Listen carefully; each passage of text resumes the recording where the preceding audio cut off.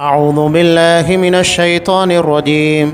بسم الله الرحمن الرحيم. وما تلك بيمينك يا موسى؟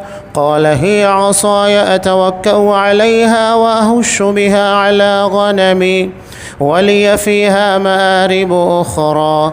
قال ألقها يا موسى فألقاها فإذا هي حية تسعى.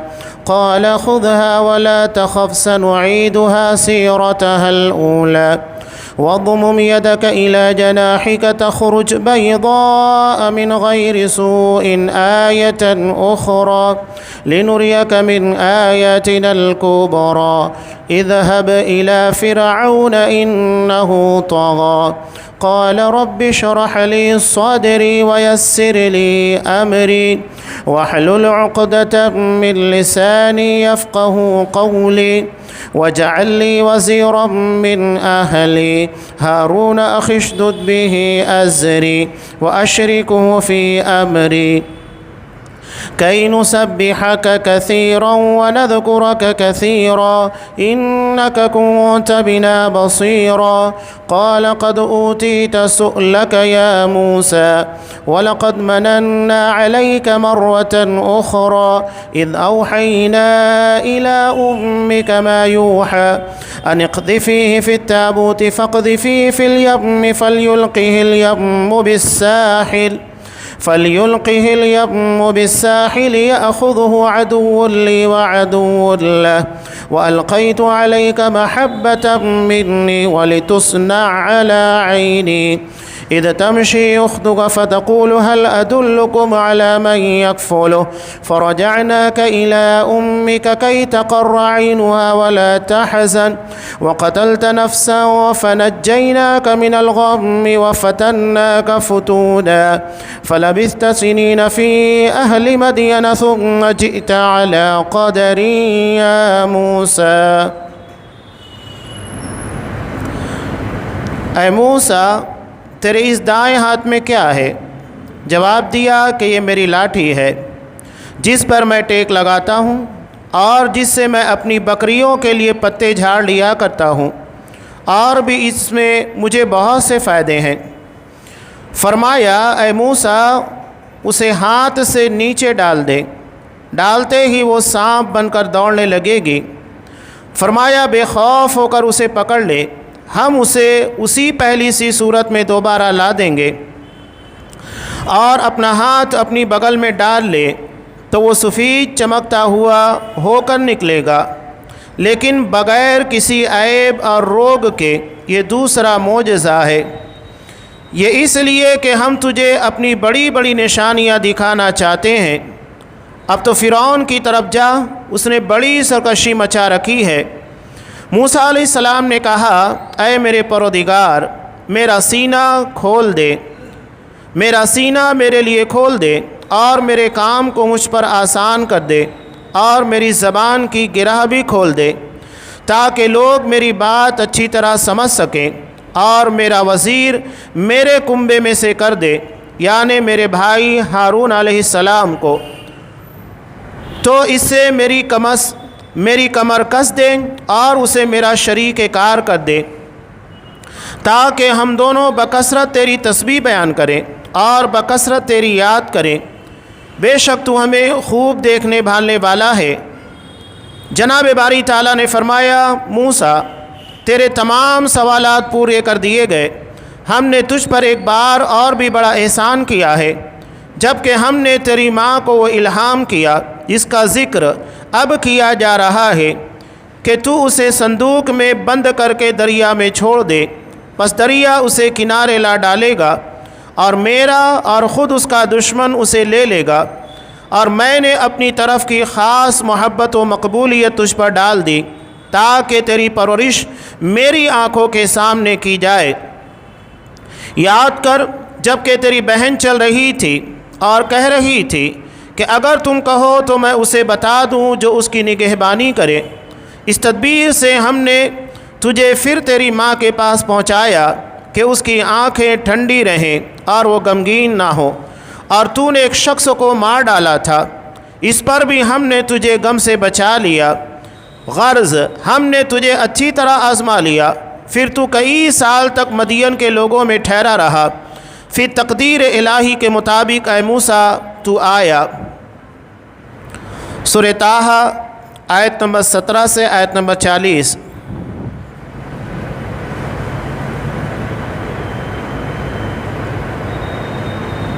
محترم سامعین، عزیز ماں اور بہنوں، حضرت موسیٰ علیہ السلام کو نبوت ملی، اور نبوت ملنے کے بعد حضرت موسیٰ علیہ السلام کو کچھ اہم باتیں نبوت کے ضمنوں میں بتائی گئی، جیسا کہ پچھلے درس میں باتیں گزر چکی۔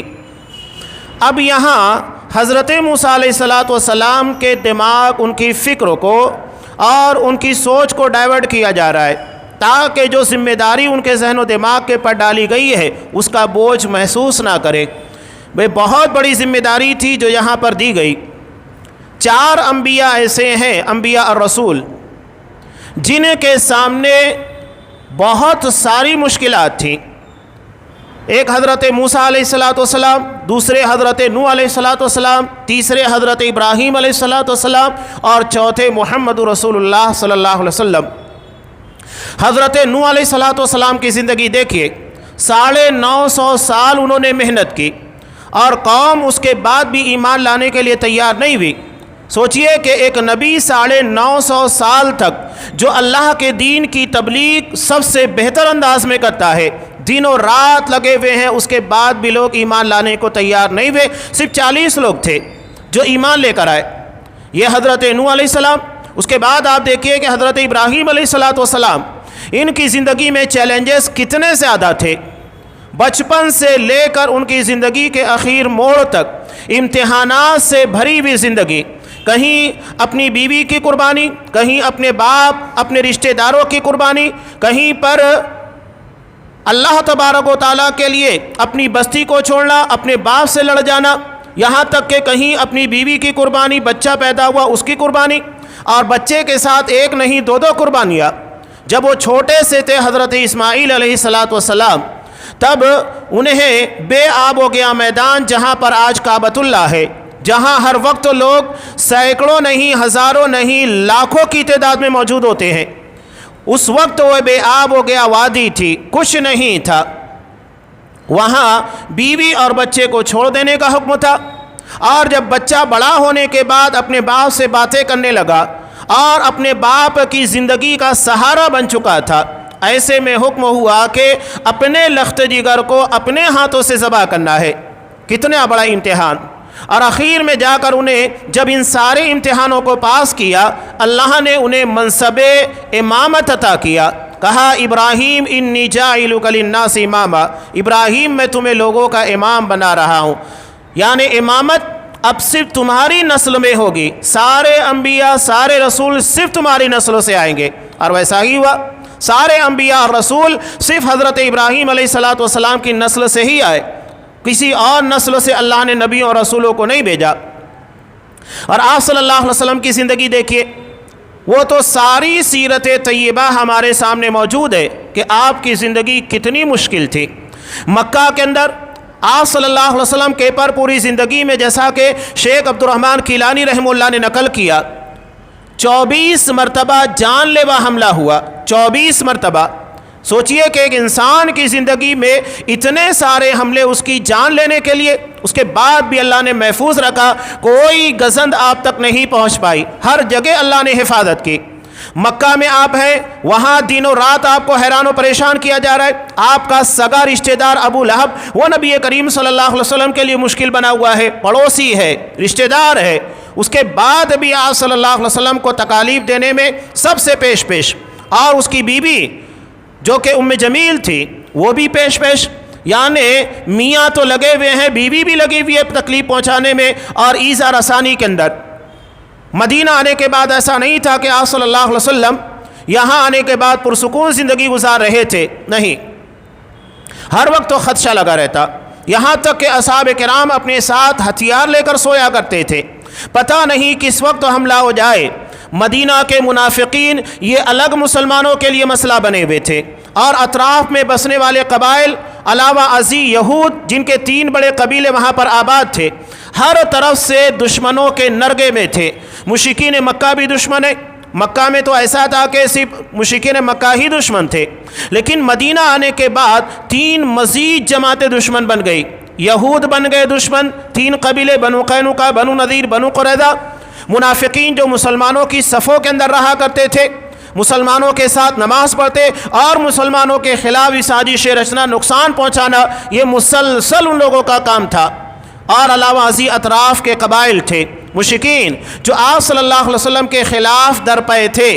سوچئے حالات کتنے مشکل تھے، لیکن اللہ نے اتنے مشکل حالات میں اپنے نبی کی مدد کی اور اپنے دین کو غالب کیا۔ وَهَزَمَ الْأَحْزَابَ وَحْدَهُ وَنَصَرَ عَبْدَهُ، سارے جتھوں کو اکیلے اللہ نے شکست دے دی اور اپنے بندے یعنی محمد رسول اللہ صلی اللہ علیہ وسلم کی اکیلے مدد کی اور ان کے ذریعے سے اپنے دین کو غالب کیا۔ آپ صلی اللہ علیہ وسلم کے سامنے جو سرداران قریش تھے، خاص طور سے ابو جہل، آپ صلی اللہ علیہ وسلم کے لیے یہ وہی کردار ادا کر رہا تھا جو فرعون حضرت موسیٰ علیہ السلام کے سامنے ادا کر رہا تھا۔ اس وقت تو فرعون اس کے پاس طاقت ہے، اختیار ہے، قوت ہے، سب کچھ تھا، افراد تھے۔ یہاں پر بھی دیکھیے ابو جہل کو بھی قوت ہے، سرداری ہے، چودراہٹ ہے، پیسہ ہے، ساری چیزیں مہیا تھیں جو انسان کو دنیا کی ترقی اور اپنے رعب اور جلال کو قائم رکھنے کے لیے ضروری ہوتی ہیں۔ یہاں آپ صلی اللہ علیہ وسلم نہتے ہیں، افراد نہیں ہے، پیسے کی، مال کی کمی ہے۔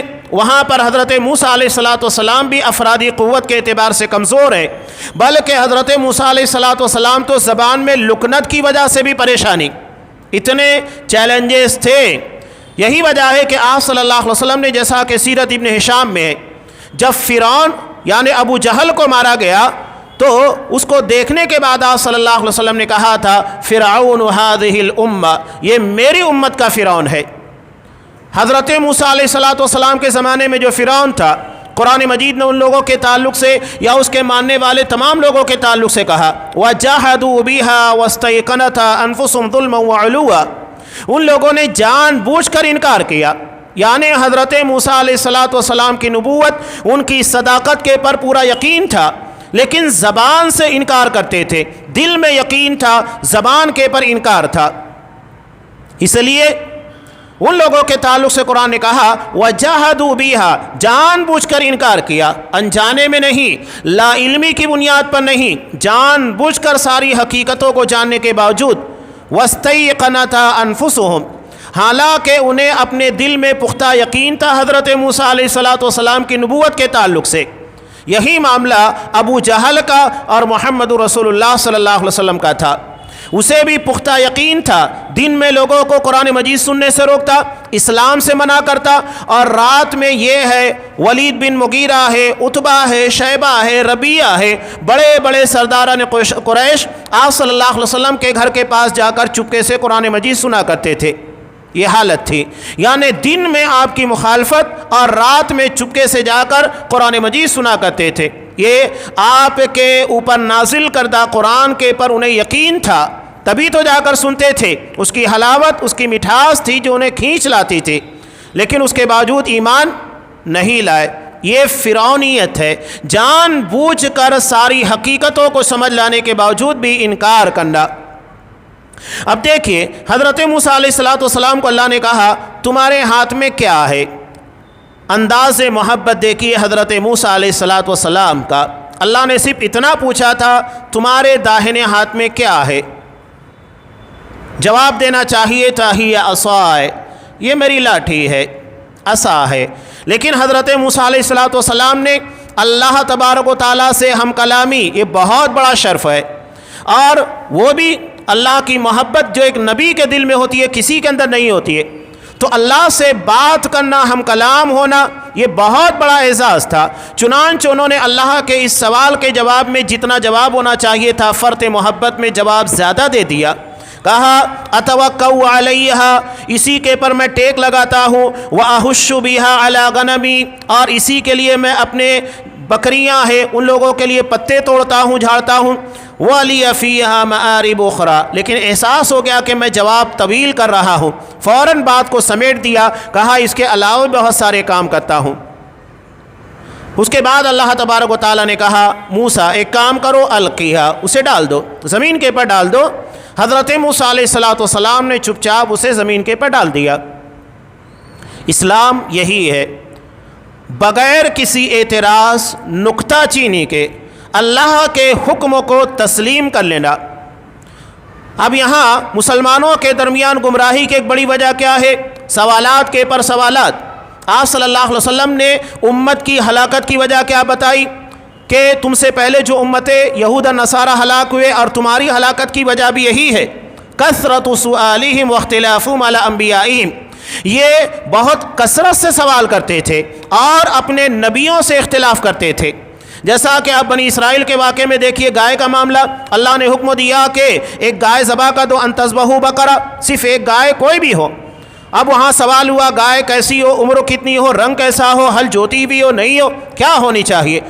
سوالات جیسے جیسے کرتے رہے ان لوگوں کے پر بندشیں اور پابندیاں اتنی سخت کی جانے لگی۔ تو یہ کثرت سوال ہے۔ اصحاب کرام کا معاملہ ایسا نہیں تھا، آپ صلی اللہ علیہ وسلم کو جیسے کرتے دیکھتے چپ چاپ کرتے۔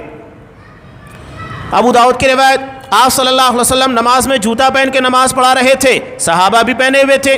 اب اسی حالت میں حضرت جبرائیل آئے اور کہا کہ اللہ کا رسول تمہارے جوتے میں گندگی لگی ہے یا کوئی تکلیف دہ چیز ہے۔ آپ صلی اللہ علیہ وسلم نے جوتا اتار دیا نماز کی حالت میں۔ اصحاب کرام نے دیکھا کہ اللہ کے رسول صلی اللہ علیہ وسلم نے اپنا جوتا اتارا، انہوں نے بھی اتار دیا۔ نماز ختم ہوئی، آپ صلی اللہ علیہ وسلم نے سوال کیا ما حملکم علی القاء نعالکم، کس بات نے تمہیں اپنے جوتوں کے اتارنے پر آمادہ کیا؟ یہ نبی کا سوال ہے۔ حالانکہ ایک سادہ سا سوال یہ بھی ہو سکتا تھا لماذا القیتم نعالکم، تم نے جوتے کیوں اتارے؟ آپ نے سوال ایسا نہیں کیا، سوال کیا ما حملکم، کس بات نے تمہیں آمادہ کیا؟ یعنی جو کام کر رہے تھے دل کی رضا کے ساتھ اور مکمل طریقے سے خوش ہو کر، راضی ہو کر۔ بہت سارے لوگ ہوتے کام کرتے ہیں دل کی رضامندی نہیں ہوتی ہے، سب لوگ کر رہے ہیں میں بھی کرتا ہوں، یا لوگوں کی دیکھی دیکھا کرنا شروع کر دیتے ہیں، یا اس بنیاد کے پر اگر میں نہیں کروں گا تو لوگ سوال کریں گے۔ تو لوگوں کے سوالات سے بچنے کے لیے نماز پڑھنا اور بہت ساری چیزیں، زکوٰۃ دینا یا دیگر نیکیاں، لوگ ہمارے پر اعتراض کریں گے، اس سے بہتر ہے کہ ہم کرنے لگو۔ اس کا مطلب یہ ہے کہ آپ اللہ کے لیے نہیں، لوگوں کے اعتراضات سے بچنے کے لیے کر رہے ہیں۔ عقیدے کا یہ بہت اہم باب ہے، بلکہ یہ شرک خفی ہے کہ بندہ کسی بھی عمل کو اللہ کے لیے نہیں بلکہ دنیا کی خاطر یا دنیا کے کسی مسئلے کی بنیاد پر کرے۔ یہ بہت اہم مسئلہ ہے، جبکہ اپنی نیتوں کو خالص اللہ کے لیے کرنا چاہیے۔ عقیدے میں پوری تفصیل ان ساری چیزوں کے بارے میں بیان کی گئی ہے۔ بہرحال تو یہ عقیدے کے دلی تعلق، اصحاب کرام سے آپ نے پوچھا تو صاف کہا کہ ہم نے آپ کو اتارتے ہوئے دیکھا، ہم نے بھی اتار دیا۔ تب آپ صلی اللہ علیہ وسلم نے کہا کہ دیکھو میرے جوتے میں گندگی یا تکلیف دہ چیز تھی، اگر تمہیں کا کوئی شخص نماز کے لیے آنے لگے تو اسے چاہیے کہ اپنا جوتا چیک کر لے، اگر اس میں کوئی گندگی تکلیف دینے والی چیز ہے اسے نکال دے اور اس کے بعد نماز ادا کرے۔ اس سے پہلے بھی یہ بات آئی تھی، قریب 10 سال پرانی بات ہے، جب کعبۃ اللہ کے اندر سعودی عرب کے موجودہ فرما روا شاہ سلمان حفظہ اللہ، انہوں نے جوتا پہن کر کعبۃ اللہ کا طواف کیا جب وہ وہاں کے فرما روا بنے۔ اس کے بعد جوتا پہن کر طواف کیا، اسی کے اندر نماز ادا کی، لوگ اعتراض کرنے لگ گئے۔ اب ان جاہلوں کو کیا پتا کہ یہ نبی کی سنت ہے، اور اس وقت شاہ سلمان اللہ نے ان کو صحت دی تھی اور اللہ انہیں صحت عطا فرمائے، پیرانہ سالی ہے اس کے باوجود، لیکن اس وقت آج سے 10 سال پرانی بات ہے، اس وقت وہ چھڑی استعمال نہیں کرتے تھے، عصا ان کے ہاتھوں میں نہیں ہوتی تھی، ان کی ضرورت نہیں تھی۔ اس کے باوجود آپ دیکھ لیجئے کہ وہ اپنے ہاتھوں میں عصا لے کر گئے تھے اور جوتا پہنے ہوئے تھے۔ آپ صلی اللہ علیہ وسلم بھی جب کعبۃ اللہ میں داخل ہوئے تھے فتح مکہ کے موقع پر تو جوتا پہنے ہوئے تھے، ہاتھوں میں عصا تھی، اور اسی لکڑیوں سے، اسی عصا سے آپ صلی اللہ علیہ وسلم تمام بتوں کو گراتے چلے جا رہے تھے۔ تو یہ آپ کی سنت ہے، سنت کے مطابق عمل کرتے ہوئے انہوں نے کام کیا تھا، اور جب دلیلیں پیش کی جانے لگی تو سارے لوگوں کی منہ بند ہو گیا، بولتی بند ہو گئی۔ حدیث پڑھیے تو بات سمجھ میں آئے گی۔ بہرحال بتانے کا مقصود یہ ہے کہ دلی جذبات کے ساتھ، رضامندی کے ساتھ کوئی کام ہونا چاہیے، یہ نہیں کہ زور زبردستی کے ساتھ یہ کیا جائے۔ مکمل طور سے رضامندی کے ساتھ کام کیجئے، یہ انتہائی اہم چیز ہے جو یہاں بیان کی جا رہی ہے۔ بہرحال حضرت موسیٰ علیہ السلام کو اللہ نے حکم دیا، چپ چاپ انہوں نے کیا، عصا کو زمین کے پر ڈال دیا، اور جیسے ہی اسے زمین کے پر ڈالا فَإِذَا هِيَ حَيَّةٌ تَسْعَىٰ، وہ ایک بہت بڑا اژدہا بن کے دوڑنے لگا۔ حضرت موسیٰ علیہ السلام دیکھ کر حیران ہو گئے، ڈر بھی گئے۔ اچانک ایک عصا، ایک لاٹھی اژدہا بن جائے تو انسان فطری طور کے پر ڈرے گا، اور یہ ڈر غلط نہیں ہے، فطری طور کے پر۔ جیسا کہ مثال کے طور پر اچانک کوئی آپ کے سامنے یا پیچھے سے آ کر زور سے آواز لگا دے تو انسان فطری طور پر ڈر جاتا ہے، یا کوئی آپ کے پر آ کر کود جائے یا کوئی چیز گر جائے، انسان فطری طور کے پر ڈر جاتا ہے کہ کیا ہوا۔ تو یہ ڈر ناپسندیدہ نہیں ہے، یہ فطری ڈر ہے، اور وہی ڈر حضرت موسیٰ علیہ السلام کے اندر پیدا ہوا۔ تو اللہ نے کہا خُذْهَا وَلَا تَخَفْ، موسیٰ اسے اٹھا لو، وَلَا تَخَفْ، ڈرو مت، سَنُعِيدُهَا سِيرَتَهَا الْأُولَىٰ، ہم اسے اس کی پہلی صورت میں، حالت میں لوٹا دیں گے۔ سیرت عربی زبان میں حالت اور کیفیت کے لیے بولا جاتا ہے، اور جب سیرت الرسول اس کا مطلب یہ ہوتا ہے کہ آج صلی اللہ علیہ وسلم کی زندگی کے حالات، کیفیات جو بیان کی جا رہی ہے اسی کو سیرت سے تعبیر کیا جاتا ہے۔ اب اس کے بعد اللہ تبارک و تعالیٰ نے کہا کہ ٹھیک ہے، یہ ایک ہو گیا۔ اب دوسرا، وَضْمُمْ يَدَكَ إِلَىٰ جَنَاحِكَ، اپنے ہاتھ کو اپنی بغل میں ڈالو، تَخْرُجْ بَيْضَاءَ مِنْ غَيْرِ سُوءٍ، یہ بغیر کسی تکلیف کے، عیب اور روگ کے چمکتا ہوا باہر نکلے گا، اور جیسے ہی اسے انہوں نے باہر نکالا روشن چمکتا ہوا باہر نکلا، سفیدی کے طور کے پر۔ اب جیسا کہ برس کے بیمار لوگ ہوتے ہیں ان کے اندر بھی سفیدی پائی جاتی ہے، چمڑیاں سفید ہو جاتی ہے، اسی لیے اللہ نے کہا من غیر سوء، وہ بغیر روب کے، بغیر عیب کے ہوگا، اس میں کوئی عیب نہیں ہوگا، یہ معجزہ ہے۔ اور اس کے بعد دوبارہ جب انہوں نے اپنے ہاتھ کو بغل میں ڈالا تو پہلی کنڈیشن میں وہ واپس آ گیا۔ یہ دو بڑے معجزات حضرت موسیٰ علیہ السلام کو عطا کیے گئے تاکہ انہیں تسلی ہو جائے کہ اتنے بڑے دشمن کے سامنے، جو کہ وقت کا رب اعلیٰ اپنے آپ کو کہتا ہے، اس کے سامنے جا کر دعوت کا کام کرنا ہے، یہ آسان کام نہیں ہے۔ چنانچہ اللہ نے ان کو دل کو بندھانے کے لیے اور ان کی ہمت کو جٹانے کے لیے دو بڑے معجزات عطا کیے۔ اب اس کے بعد اللہ نے کہا یہ معجزے ہیں، اذهب الى فرعون انه طغى، اب فرعون کے پاس جاؤ، اس نے بڑی سرکشی مچا رکھی ہے۔ اور جب حضرت موسیٰ علیہ السلام کو کہا گیا تو کہا کہ ٹھیک ہے، دعوت کے میدان میں اترنے سے پہلے اس کے بارے میں علم حاصل کرنا بہت ضروری ہے۔ میں کس کے سامنے جا کر کام کروں گا، وہ میری بات سمجھ پائے گا کہ نہیں پائے گا، دعوت کی نشیب و فراز ہے، ان ساری چیزوں کو سمجھنا بہت ضروری ہوتا ہے۔ اور فقہ الدعوہ یہ بہت اہمیت کا حامل ہے۔ آپ کس کے سامنے کس انداز سے بات کریں گے، کیسی دلیلیں پیش کریں گے، کیسی مثالیں پیش کریں گے، یہ جاننا بہت ضروری ہوتا ہے۔ تو حضرت موسیٰ علیہ السلام نے کہا کہ سامنے فرعون ہے، بڑے بڑے لوگوں کو دیکھنے کے بعد انسان کی بولتی بند ہو جاتی ہے، اس کی ہیبت طاری ہو جاتی ہے۔ چنانچہ انہوں نے کہا رب اشرح لی صدری، پروردگار میرے سینے کو کھول دے، اس لیے کہ کام بہت بڑا ہے، کہیں میرے سینگنے میں اس کے تعلق سے گھٹن نہ ہو، تنگی نہ ہو اتنے بڑے کام کو ادا کرتے ہوئے۔ ویسر لی امری، اور کام بہت بڑا دیا گیا ہے، پوری حکومت، پورا سنگھاسن ہے، اور جس نے اپنی حکومت کی بقا کے لیے اس سے پہلے بنی اسرائیل کے ہزاروں بچوں کو مار دیا تھا، اتنا سنگ دل ہے، تو وہ مجھے کیسے بخشے گا۔ اور اس کے علاوہ بڑا مسئلہ یہ بھی تھا، حضرت موسیٰ علیہ السلام جب فرعون کے دربار میں پرورش پا رہے تھے، اس وقت رات میں انہوں نے دیکھا کہ دو شخص جھگڑا کر رہے ہیں، جیسا کہ آگے تذکر آ رہا ہے، اور قتل ہو گیا ان کے ہاتھوں سے۔ دو جھگڑا کر رہے تھے، ایک شخص کو جو قبطی تھا، بنی اسرائیلی کو مار رہا تھا، حضرت موسیٰ علیہ السلام نے اس کو ایک گھونسا مارا، طاقت اللہ نے بہت دی تھی، اور اسی بنیاد کے پر وہ مر گیا، انجانے میں قتل ہو گیا۔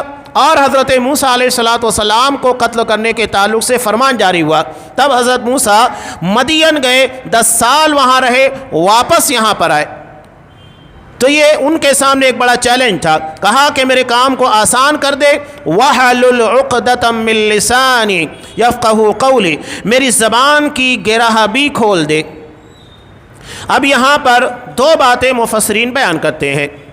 پہلی بات یہ بیان کی جاتی ہے کہ حضرت موسیٰ علیہ السلام 10 سال تک مدین میں تھے۔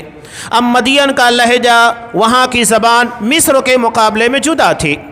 اب لہجے کے جدا ہونے اور زبان میں کچھ فرق ہونے کی وجہ سے میرا سامع میری بات صحیح طور پر نہیں سمجھ پائے گا۔ اب آسان سی مثال آپ دیکھیے کہ ہمارے یہاں پر بہت سارے سفیر حضرات آتے ہیں، کہاں کے ہوتے ہیں؟ بنگال کے۔ جب وہ کھڑے ہو کر اعلان کرتے ہیں آپ کو سمجھ میں آ جاتا ہے کہ ان کی زبان ہمارے مطلوبہ معیار کے مطابق نہیں ہے، یا وہ اپنے مافی ضمیر کو صحیح طور پر ادا نہیں کر پاتے۔ کیوں نہیں؟ اس لیے کہ وہ زبان کے پر عبور نہیں رکھتے۔ تو ایک وجہ یہ بیان کی جاتی ہے، انہوں نے اللہ سے دعا مانگی کہ میرے گراہ کو جو زبان میں بولنے جا رہا ہوں کھول دے، تاکہ میری بات سامع سمجھ سکے، سننے والے سمجھ سکے۔ اور دوسری بات یہ بیان کی جاتی ہے کہ حضرت موسیٰ علیہ السلام جب چھوٹے تھے، فرعون کی گود میں کھیل رہے تھے، ایک مرتبہ اس کی داڑھی کو زور سے پکڑ کر کھینچ لیا۔ اس وقت فرعون کے دماغ کے اندر یہ خیال آیا کہ کہیں یہ وہی بچہ تو نہیں ہے جو میری حکومت کے خاتمے کا سبب بننے والا ہے، اور اسے مارنا چاہا۔ تب فرعون کی بیوی نے منع کر دیا، کہا کہ بچہ ہے، چھوٹا سا ہے، کھینچ لیا ہوگا۔ تو فرعون نے آزمائش کے طور پر 2 چیزیں رکھی، ایک طرف ہیرا رکھا اور دوسری طرف آگ رکھی۔ دونوں دکھنے میں قریب ایک جیسے ہیں، تو دیکھنے میں سمجھ میں آتا ہے کہ بچہ کدھر جاتا ہے۔ اگر یہ واقعی سمجھدار ہے تو آگ کو کراس کر دے گا، اس کی طرف نہیں جائے گا بلکہ ہیرو کی طرف لپکے گا۔ لیکن حضرت موسیٰ علیہ السلام آگ کی طرف لپکے۔ کچھ مفسرین یہ بھی کہتے ہیں کہ حضرت موسیٰ علیہ السلام ہیرے کی طرف ہی جا رہے تھے، لیکن حضرت جبرائیل نے آ کر ان کا رخ آگ کی طرف موڑ دیا۔ اب اسے لیا اور اپنی زبان کے پرکھ لیا، جس کی وجہ سے لکنت آ گئی۔ اب یہ تو حضرت موسیٰ علیہ السلام نے دعا کی، لکنت ختم ہو گئی، لیکن مکمل طور کے پر ختم نہیں ہوئی تھی، اس لیے کہ جب آپ سورہ زخرف پڑھیں گے، وہاں پر فرعون نے باقاعدہ حضرت موسیٰ علیہ السلام پر طنز کیا تھا کہ ایک ایسا شخص ہمارے سامنے آ کر نبوت کا اور بنی اسرائیل کو ہمارے چنگل سے آزاد کرنے کا دعویٰ کر رہا ہے، بنی اسرائیل کو آزادی کا مطالبہ کر رہا ہے، کہ جس کی زبان میں لکنت ہے، جو صاف طور کے پر بول نہیں پاتا۔ تو یہ مکمل طور سے چیز ختم نہیں بھی تھی۔ بہرحال انہوں نے دعا کی، تو یہ پہلی دعا تھی۔ دوسری دعا ان کے لیے تھی، انہوں نے کہا وَاجْعَلْ لِي وَزِيرًا مِّنْ أَهْلِي، میرے کنبے، میرے خاندان میں سے ایک شخص کو میرا وزیر بنا۔ وزیر عربی زبان میں کہتے ہیں بوجھ اٹھانے والا، عربی زبان میں وزر کہا جاتا ہے بوجھ کو، اسی سے بنا ہے وزیر، یعنی بوجھ اٹھانے والا، ذمہ داری اٹھانے والا، تاکہ اتنا بڑا جو بوجھ میرے کاندھے پر ڈالا گیا ہے یہ ہلکا ہو جائے اور اسے بانٹ لے، تاکہ اتنی بڑی ذمہ داری میں آسانی کے ساتھ ادا کر سکوں۔ اور وہ میرا بھائی ہارون ہے۔ حضرت ہارون علیہ السلام حضرت موسیٰ علیہ السلام سے 3 سال بڑے تھے۔ حضرت ہارون علیہ السلام کی پیدائش اس سال بھی تھی جس سال فرعون نے بچوں کو مارنے سے منع کیا تھا۔ پہلے تو اس نے آرڈر دے دیا سارے بچوں کو مار دیا جائے۔ اب جب بچوں کو مارا جانے لگا تو مسئلہ یہ پیدا ہوا کہ اگر سارے بچے بنی اسرائیل کی اس طرح مر گئے تو پھر ہماری خدمت کون کرے گا، غلامی کون کرے گا، ہمارے یہاں نوکری کون کرے گا۔ چنانچہ یہ حکم ہوا ٹھیک ہے 1 سال مارا جائے گا، دوسرے سال نہیں مارا جائے گا۔ اب حضرت ہارون جو پیدا ہوئے وہ حضرت موسیٰ علیہ السلام سے 3 سال بڑے تھے، اور اس سال پیدا ہوئے جس سال بچوں کو نہیں مارنے کا حکم تھا، جبکہ حضرت موسیٰ علیہ السلام کی ولادت اس سال بھی جس سال بچوں کو مارنے کا حکم تھا۔ لیکن اللہ کا عجیب و غریب معاملہ کہ حضرت موسیٰ علیہ السلام کی ماں جب حالت حمل میں تھی تو اس وقت جیسا کہ عام عورتوں کو حالت حمل میں ان کے پیٹ بڑے ہو جاتے ہیں، سمجھ میں آ جاتا ہے کہ یہ حالت حمل میں حضرت موسیٰ علیہ السلام کی ماں کی کنڈیشن نہیں تھی، معجزانہ طور پر اللہ نے اس کنڈیشن کو چھپا لیا تھا، اس لیے کہ فرعون دائیوں کو لگا کے رکھا تھا کہ جا کر کس گھر میں بچے کی ولادت ہونے والی ہے خبر دو، اور اس خبر کی بنیاد کے پر وہاں نظر رکھی جاتی، بچہ پیدا ہوتا مار دیا جاتا۔ آگے وہ چیز تفصیل کے ساتھ آ رہی ہے۔ تو حضرت ہارون علیہ السلام اور اس کے تعلق سے کہا کئی نسبحک کثیرا، تاکہ ہم کثرت سے تیرا ذکر کر سکے، تیری تسبیح کر سکے، ونذکرک کثیرا، اور بکثرت تیری یاد کر سکے۔ یہ دعوت و تبلیغ میں بہت اہمیت کا حامل معاملہ ہے، یاد رکھیے گا۔ اللہ کا ذکر، یہاں تک کہ حالت جنگ میں بھی یہ حکم دیا گیا ہے کہ کثرت سے اللہ کو یاد کرو۔ کیوں؟ ایسا وقت جہاں پر دشمنوں سے مقابلہ آرائی ہوتی ہے، آدمی ظاہری طور کے پر بھی مکمل طاقت رکھے لڑنے کی، اور اپنے ذہن و دماغ کو ذکر کے ذریعے اللہ کی طرف موڑے، اس لیے کہ شیطان ایسے وقتوں میں گمراہ کرنے کی کوشش کرتا ہے اور ڈائیورٹ کرنے کی کوشش کرتا ہے، دلوں میں فتور اور نیتوں میں اخلاص کی جگہ ریاکاری پیدا کرنے کی کوشش کرتا ہے۔ تو یہ شیطانی حملوں سے بچنے کے لیے ذکر بہت اہمیت کا حامل ہے۔